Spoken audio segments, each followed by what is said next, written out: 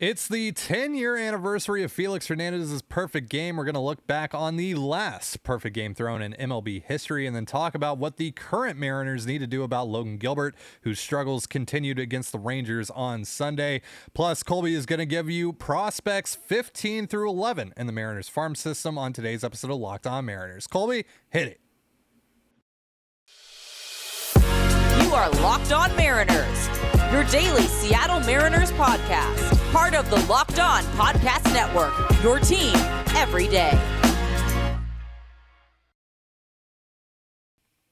What's up, everyone? Welcome to the Locked On Mariners podcast. It is Monday, August 15th, 2022, and thank you so much for making us your first listen of the day. We are free and available on all platforms with new episodes dropping every Monday through Friday. I'm your host, Ty Gonzales, joined as always by my co-host, Colby Patnode. We cover the Mariners over at InsideTheMariners.com for Fan Nation over on the Sports Illustrated Network.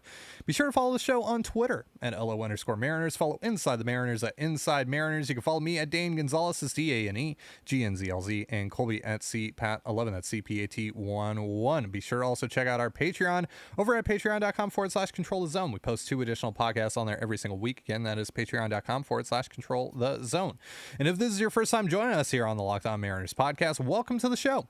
If you like what you hear, give us a follow or subscribe wherever you're listening to this. And if you're watching us on YouTube, hit the subscribe button, turn on the notification bell, and give this video a thumbs up. We greatly appreciate it.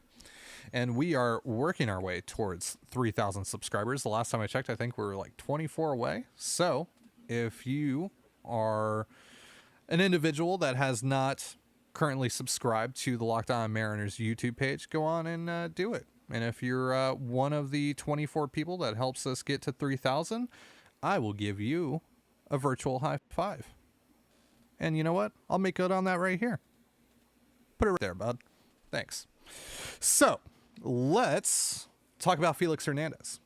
Well, actually, we just watched a pretty rough series for the Mariners in Texas against the Rangers. We're going to be talking about that later, particularly about Logan Gilbert, who struggled again yesterday in yesterday's loss. And what do the Mariners do with him? We're also going to tell you about prospects 15 through 11 in the Mariners farm system as ranked by Colby Patnode. But again, first, we're talking about Felix Hernandez, who today, his perfect game thrown against the Tampa Bay Rays on August 15th, 2012, has become 10 years old. It's insane. It's been that long. Crazy.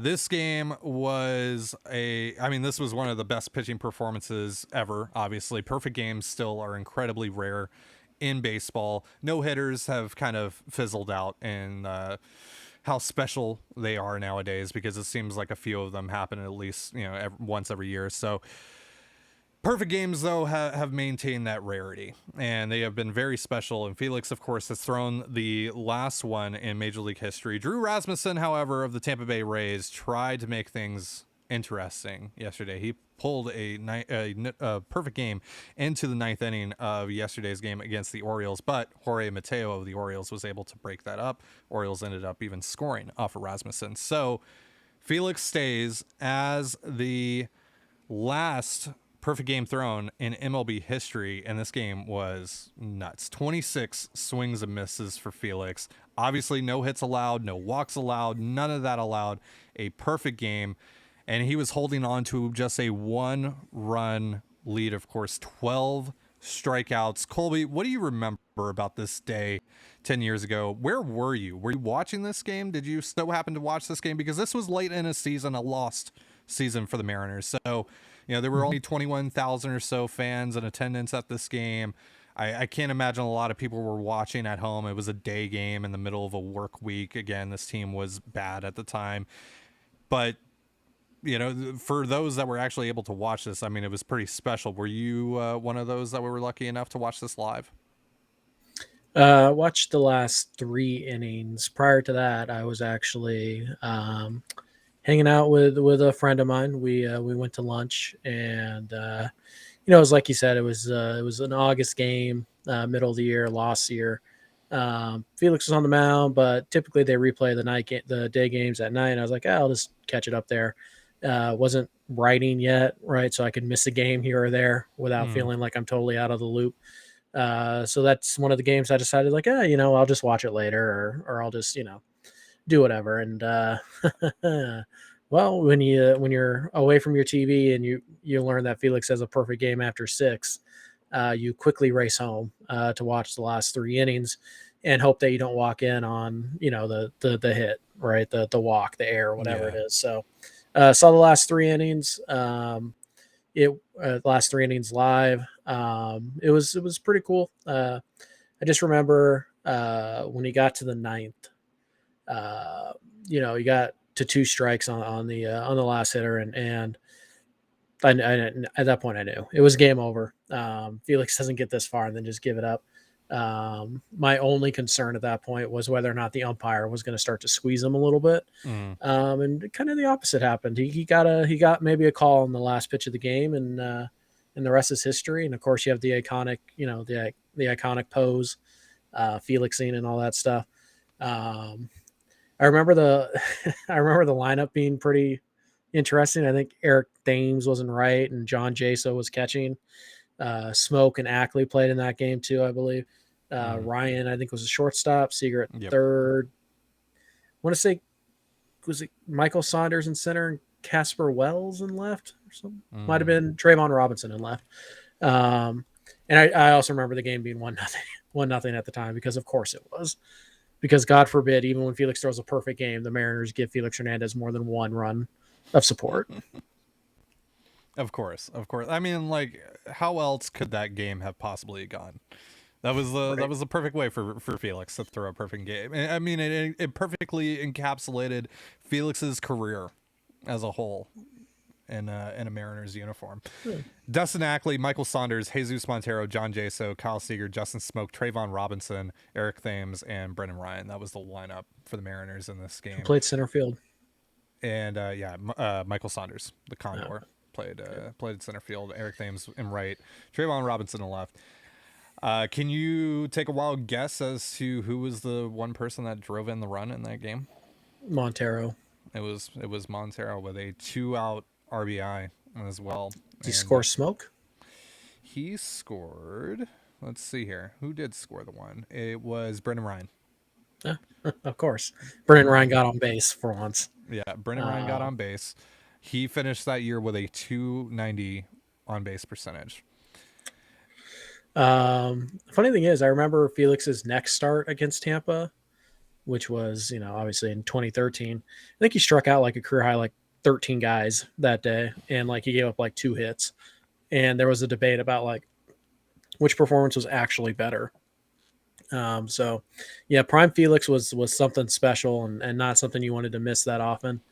And it makes me sad that, not Prime Felix, unfortunately popped up for the last 3 years here in Seattle, because Prime Felix was like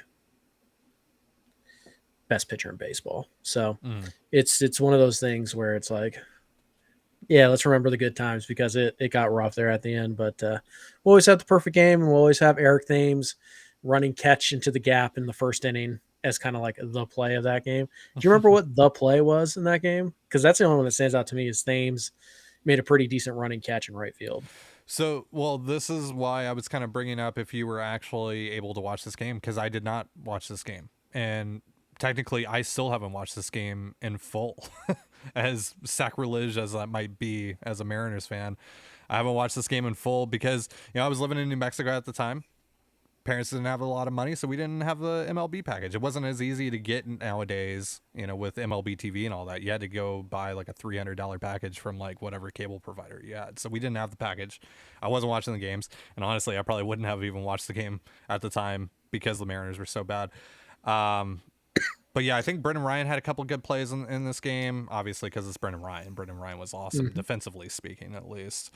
But yeah, if you guys have a favorite play from the perfect game, if you're listening right now, if you're watching us on YouTube, leave a comment down below in the comment section and let us know what your favorite play or what the play of the perfect game was for you. But this game, again, like I said, was insane. The pitching performance was insane, and also because of the opponent as well, because look, this Rays team was really good. They didn't make the playoffs that year because this was just this was still back when it was 4 teams making the playoffs in each league, but they won 90 games that year. This was a good Rays team. This was not some scrub lineup that, Yeah. Felix was going after. This was Zobrist, Upton, yeah, Longoria. Zobrist, Upton, Longoria, Carlos Pena, Sam Ooh. Fold, who was having a pretty good year that year, BJ Upton.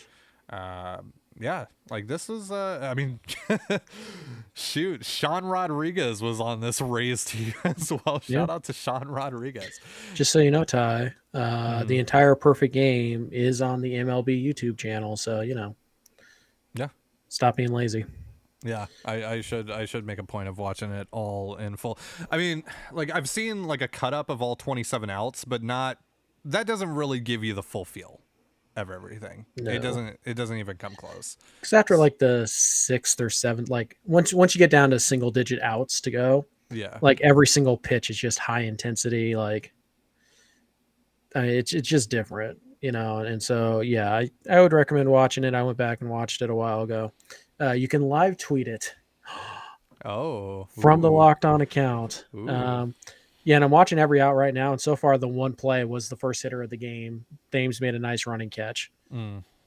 There's another play, the second hitter of the game, slow roller Upton, running down the line. Ryan got to it, flipped it over, and Smoke made a really nice pick at the other end to kind of, obviously get the out. So, but that's pretty much been it. Most of these are routine, like, or if they did hit it hard once or twice, it was right at somebody. So, yeah, not one of those like huge like the play type of situations. Yeah, it's crazy because it feels like every no-hitter, every perfect game requires at least one massively insane play. And from what you're saying, at least, it seems like Felix didn't really have that. And that's just a testament to how good Felix was that day. 12 strikeouts, 26 swings and misses. Like I said, that's just nuts. So let's Lots fast of weak forward now contact. to present day and talk about another Mariners pitcher, but one that is currently struggling, at least relative to what our expectations are from him. But real quick, a reminder, this episode of Locked On Mariners is brought to you by LinkedIn. As you gear up for fall, you need the right people on your team to help your small business fire on all cylinders. LinkedIn Jobs is here to make it easier to find the people you want to talk to faster and for free. Create a free job post in minutes on LinkedIn Jobs to reach your network and beyond to the world's largest professional network of over 810 million people. Then add your job in the purple hashtag hiring frame to your LinkedIn profile to spread the word that you're hiring so your network can help you find the right people to hire. Simple tools like screening questions make it easy to focus on candidates with just the right skills and experience so you can quickly prioritize who you'd like to interview and hire. It's why small businesses rank LinkedIn Jobs #1 in delivering quality hires versus leading competitors. LinkedIn Jobs helps you find the candidates you want to talk to faster. Did you know every week nearly 40 million job seekers visit LinkedIn? Post your job for free at linkedin.com/lockedonmlb. That's linkedin.com/lockedonmlb to post your job for free. Terms and conditions apply. You're listening to the Locked On Mariners podcast. Thank you again for making us your first listen of the day, just like you do here every single day. The Mariners unfortunately dropped 2 of 3 to the Texas Rangers over the weekend down at Globe Life Park or Field or whatever the heck that toaster is called. And some of it was on the offense. Offense struggled to score at times, struggled to capitalize on opportunities, struggled to capitalize against a bottom of the league bullpen and bottom of the league pitching staff in general. But also the pitching was not great. Marco Gonzales had another rough start. The defense in his start as well was god-awful. And that's being kind about it, honestly. And then yesterday, Logan Gilbert pitched and only gave up 3 runs, but Colby, the issues that were prevalent for him in his starts against the Yankees and the Astros as of late were prevalent once again here against Texas, and obviously a lesser capable lineup wasn't able to do as much damage against him, but that isn't reflective at all of, as to what he was actually doing on the mound yesterday. It was just a lot of middle stuff. Couldn't really find a feel for his breaking stuff either, or at least to use it efficiently. It was just a mess, and he's been a mess for a while, and it kind of seems like he's getting gassed a little bit. So what do you do now? Because he's supposed to be one of your 3 or 4 horsemen here, and he's a problem at the moment. There's no way around it. Like he's a legitimate problem right now. Yeah. Right now the Mariners are basically rolling out a rotation where, the first three guys you feel pretty good about. Ray, Castillo, and Kirby. You feel pretty good that you have a chance to win those games. And the last two guys you don't. You don't feel great about it. I know people wanted Logan Gilbert's issue just to be that the Yankees are a really good lineup. I'm sure that's part of it, but clearly not all of it. I know people want the issue to be that Logan Gilbert's fatigue because that seems to be the easiest thing to fix.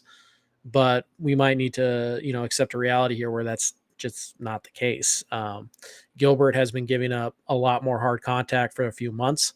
He's been giving up a lot more doubles and home runs for the last few months. This isn't oh well, it just happened on August 1st, or it just happened after the All-Star break. That's not really what happened. It started happening in late May and early June, and so it's one of the things where Gilbert's ERA was fine in those months, so nobody really paid it any attention. But you look at the Statcast page, it's a lot of dark, harsh blue, and it's not good. The fastball command loses an arm side a ton. The changeup has taken at least a full grade back, maybe even two. It's just not even a usable pitch right now. The slider he can't seem to find. I guess the one positive is yesterday he had a decent knuckle curve, but again the fastball was just middle of the plate. There was just very little life to it whatsoever. So I know people want it to be fatigue, and they're convincing themselves that it's fatigue, and it's pretty easy to see why. Career high in innings, so you just automatically assume, but he's only 15 innings over right now. Like, that's really not significant. So it's just one of those things where I think people want it to be a quick fix. They want it to be an easy fix. I'm just not convinced it is, because it's been trending this way for a while. And you can't really solve a problem until you admit that there is one. Logan Gilbert is becoming a problem. Doesn't mean he's going to be long-term. It doesn't mean that he can't turn it around as soon as his next start. But Logan Gilbert has been a problem basically for his last, I don't know, 5-6 times out, because even in the outings where he he goes 6 and he gives up 3. It's like, yeah, he's doing that against Texas. Texas isn't a great lineup. That's a lineup you should dominate. So it's just watching Logan Gilbert pitch right now. It's clear that something is wrong, and hopefully it's fatigue, because that is something you can fix. But I can't imagine he was fatigued in May, and we started to see this type of stuff creep in May. So we'll see what the Mariners decide to do with it. I kind of doubt that they just skip him or anything like that. I think they could skip him because of the off days. So it's not even like they have to put Flexen back in the rotation. They could just skip his next turn, and Castillo would still go on 4 days rest, his full 4 days. So I think you have to consider it at this point. But also, at some point you run out of excuses, and Logan Gilbert there's something wrong mechanically or hopefully it's fatigue, but that seems like a really simple solution that people want more so than what's actually happening. So here's his last 9 starts. This is dating back to June 30th. 4 earned runs against Oakland, 1 earned run against San Diego, but that was a start that I think is still pretty clear in our minds here that 5 and a third. He didn't have his best stuff in that start and kind of got lucky there at times. 4 earned runs against Toronto, 1 earned run against Texas, which he should be doing that. Then he had that string where he had 2 against Houston, then 2 in a row against the Yankees. He gave up 2 in his first start against the Astros, then 2 again in his next start against the Astros, then 6 in New York, then 7 at home against the Yankees, and now 3 earned runs against Texas.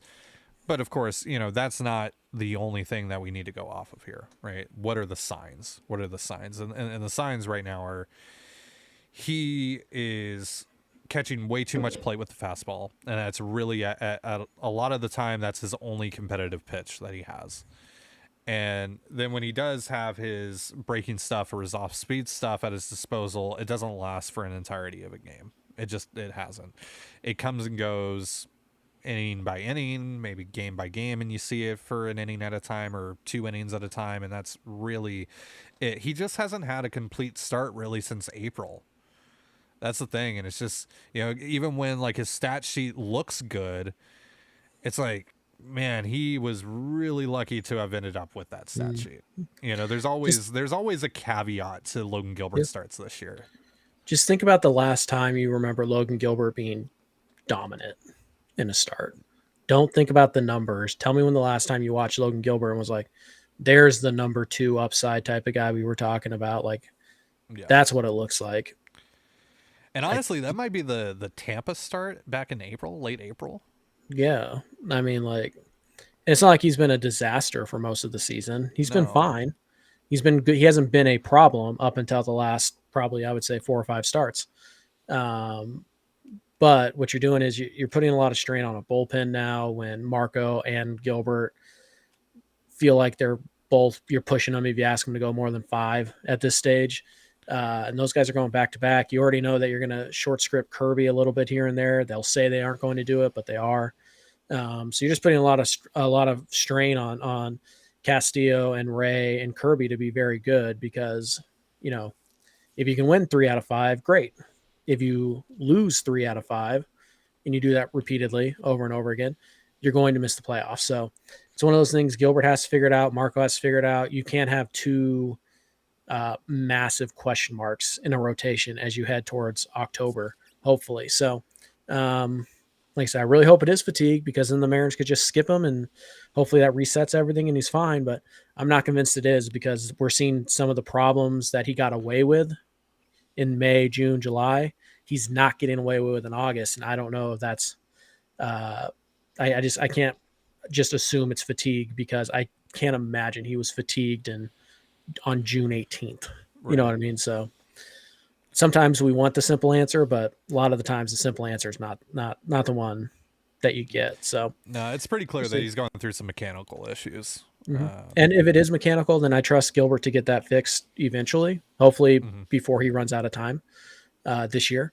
But Gilbert's a very smart pitcher. He's very analytically driven. I guarantee you he's not sitting around going like, oh, it's just the Yankees. I'm fine. That's not who Logan Gilbert is. And it's okay to be critical of Logan Gilbert. It's fine. Nobody's going to get hurt. Logan Gilbert's not going to get his feelings hurt. And to be honest, Logan Gilbert doesn't care what you think about him. And he doesn't care what me and Ty think about him. So he's a big boy. You can criticize Logan Gilbert and still believe in the long-term success of Gilbert and the Mariners. Oh yeah, no, I still think he's a number 2. Like, I just, you know, he isn't right figure now. out the breaking stuff. Like he's not right now, right? Like it's just this is something that's probably going to need an off season's worth of work to fix. And so he's a really mediocre number 4 right now.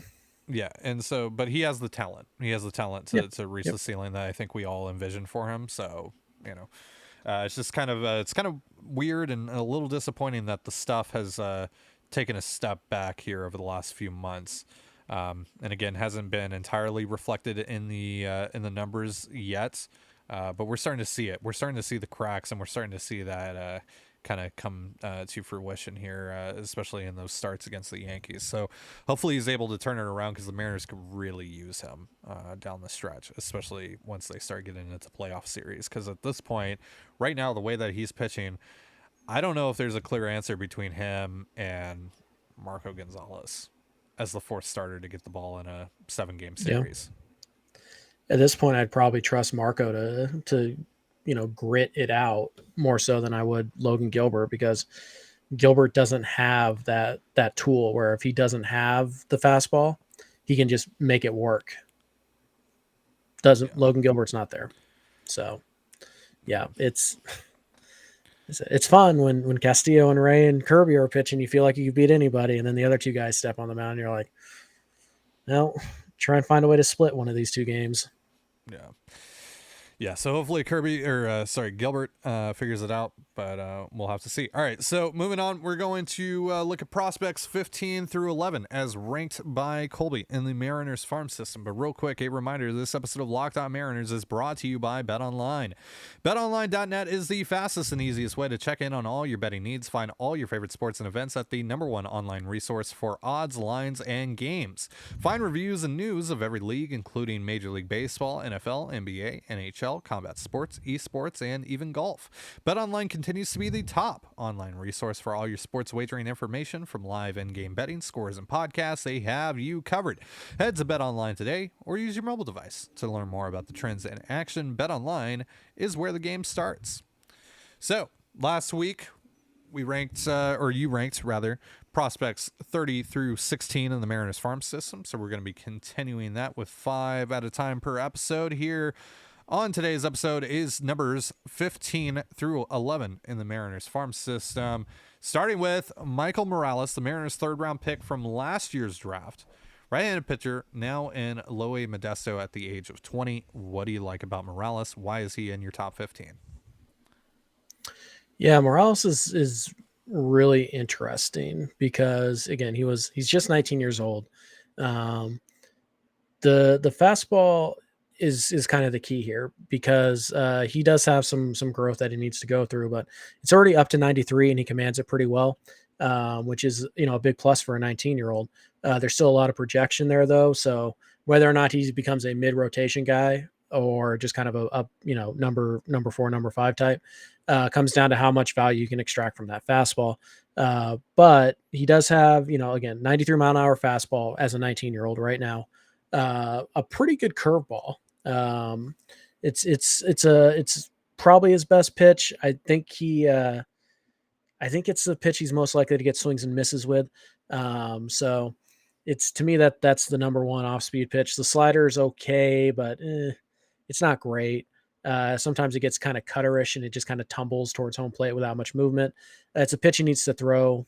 He needs to throw more of. He doesn't throw it a lot because he doesn't trust it. And the changeup also is something that I think is probably most likely to be his 3rd pitch. It's pretty good. He doesn't throw it a ton. Again, something he needs to throw more of. But when he does throw it, typically he throws it with good arm speed and it actually has some run and some sink to it. So I think, this is a very efficient windup. It's a very smooth delivery. So I do think there's even more velocity in there. I think his ceiling is a 4-pitch, rotation guy. Probably a little bit better than Chris Flexen, but probably ultimately I think his ceiling is a number 4. But, if he gets enough value out of that fastball, it could tick up to a number 3. And if we're talking about, 95 with a 50 changeup and a 60 curveball, it's a pretty good pitcher. So I like him. I think next year is going to be a big year for him to see if he can really climb up these rankings even more. It's a very good arm. So I'm really intrigued to see what the Mariners can do with a guy like Michael Morales. All right, so coming in at number 14, Taylor Dollard, 23-year-old pitcher who was, of course, a name that we talked about a lot in trade talks leading up to the trade deadline. Ended up not getting dealt. He stays in the Mariners rotation and has had a very good year now at Double-A Arkansas. What do you like about Dollard?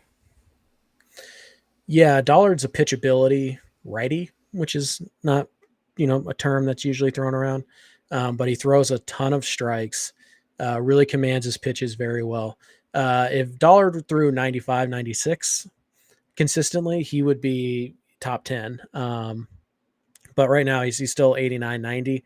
Occasionally touches 93, but it's not nearly enough. He'll top out at 93, but that's once or twice a game. He honestly, to me, he reminds me a lot of Chris Flexen. He's going to throw a lot of strikes, not going to miss a ton of bats. And he's not going to induce like 55% ground balls. It's going to be a pretty even distribution between ground ball and fly ball, but he's going to throw a ton of strikes. He knows how to pitch. And again, he's 6'3", about 200 pounds. So he could still add some good weight, maybe get that fastball velocity up a little bit.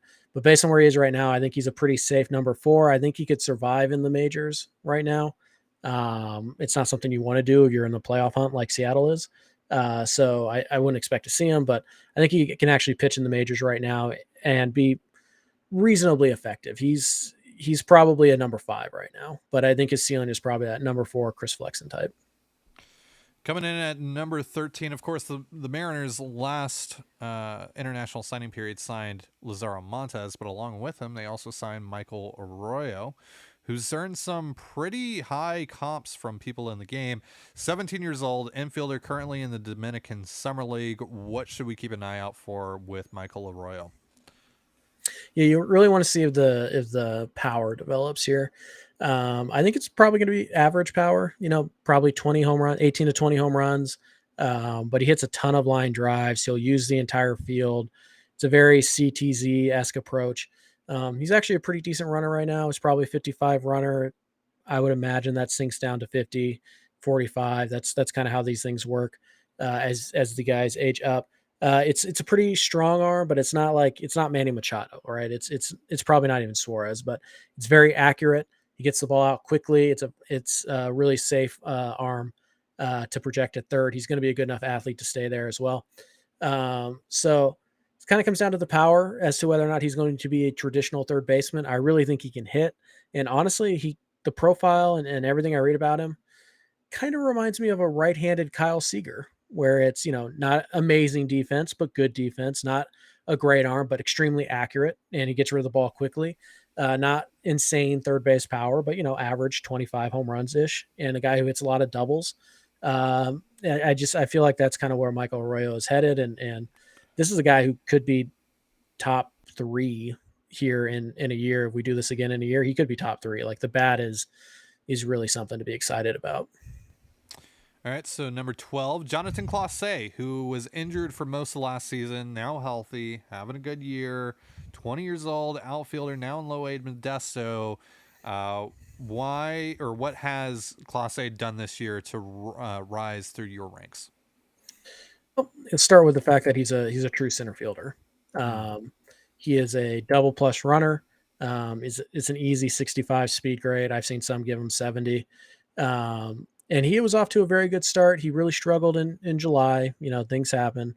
But overall, he's had a pretty good year. He's actually added a little bit of power to his game. He's definitely still more of a slap hitter, hit the ball in the gap, run like hell type of guy. But he gets on base a lot. He's got a good eye.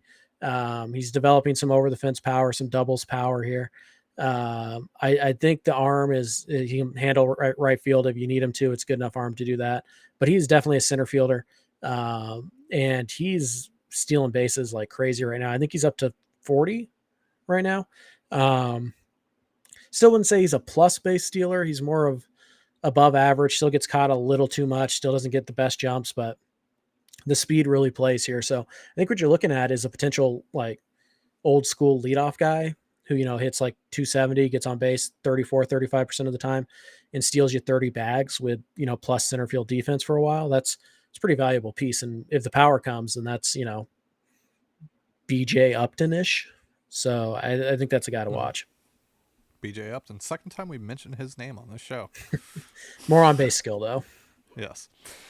All right, Brian Wu finally comes in here at number 11. I'm really happy that you put Brian Wu this high because, of course, when he was drafted last year, it was like, all right, this kind of seems like a money saver. No, hold up. He's a pretty interesting arm to maybe put in the bullpen. Well, pure reliever. He's been starting and he's been dominating. Showing out. He's been showing out as a starter as well. 22 years old, coming off of an injury, high A Everett right now for him. What do you like about Wu, and do you think he can stick as a starter? Yeah, that's kind of the big question here. And by ranking him 11, I'm kind of thinking he could, because if Wu was a pure reliever like we thought he was when he was drafted, probably is in the back half of the top 30. And he only cracks the top 30 because of trades this year. But like you said, he's starting and it is going very, very well. Fastball up to 97 with a slider that is already plus. It's a reliever slider, and a changeup that is kind of the difference maker right now. It looks good. It's a legitimate pitch. I say it's probably just going to be average at the big league level, but again, you have a plus fastball, plus slider, and you just need an average third pitch to stick in the rotation. So this is really interesting to see. I don't know if ultimately he's going to stick in the rotation long term, but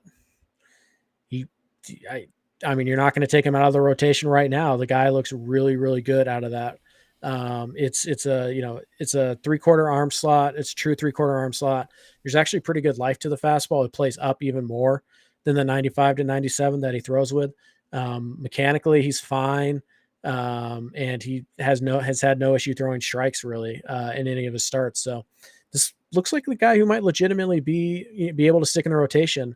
And if he can, based on what I'm seeing right now, the Mariners have themselves another mid-rotation starter that just kind of came out of nowhere. So we'll see what happens with Bryan Woo, but that's a guy who has catapulted up the rankings, and it's pretty much all because he's healthy now and he's showing that he might actually be able to start at the big league level. That's huge. Yeah, I was going to say, if you have him 11, you think that he's going to start, or at least that there's a pretty good shot of it. Right now I would say he's a starting pitcher prospect. Yeah.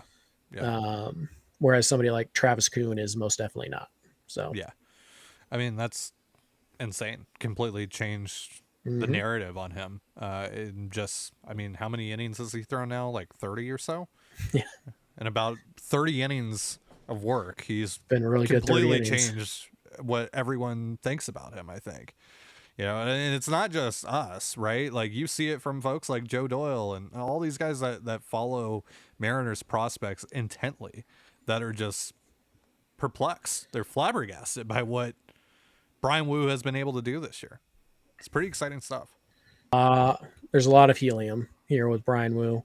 39 innings, 8 walks, and 56 strikeouts. Whew.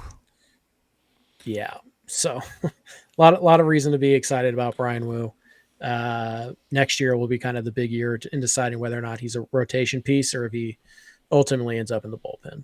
But right now, I mean, it's looking good. It's looking very good. It's looking very good. All right, so quick programming note before we hop off of here. Tomorrow we have a very special episode. I got to interview Jordan Schusterman, one half of Cespedes Barbecue and writer over at Fox Sports MLB. He's a Mariners fan and is very excited about Luis Castillo and Julio. And we talked a little bit about Felix's perfect game and just perfect games in general, playoff scenarios, a bunch of cool, fun stuff. So that's going to be airing tomorrow, and probably a bit earlier than we usually air stuff as well. I think I actually might premiere it on YouTube sometime in the morning, so keep an eye out for that. If you have notifications on YouTube, then you're good to go. You'll know exactly when that's going to be going live. If not, subscribe, turn notifications on, so you know exactly when that's about to go up. And it will be on all podcast platforms a little bit shortly after that as well. So keep an eye out for that. Now, that's going to do it for our show today. Thank you so much for joining us here on the Locked On Mariners podcast. For Colby Patnode, I'm Ty Gonzales. Be sure to give us a follow on Twitter at LO_Mariners. You can follow Inside the Mariners at Inside Mariners. You can follow me at Dane Gonzales, that's DaneGNZLZ, and Colby at CPAT11, that's CPAT11. You can also find all that stuff in the description of this episode. And thank you again for making us your first listen of the day. Now make your second listen the Locked On MLB podcast. MLB expert Paul Francis Sullivan brings humor, passion, and unique perspective on every team and the biggest stories around the league. Follow the #1 daily league-wide podcast, Locked On MLB, on the Odyssey app, YouTube, and wherever you get your podcasts just like us. And with that, have yourself a beautiful baseball day, and we'll see you tomorrow. Peace.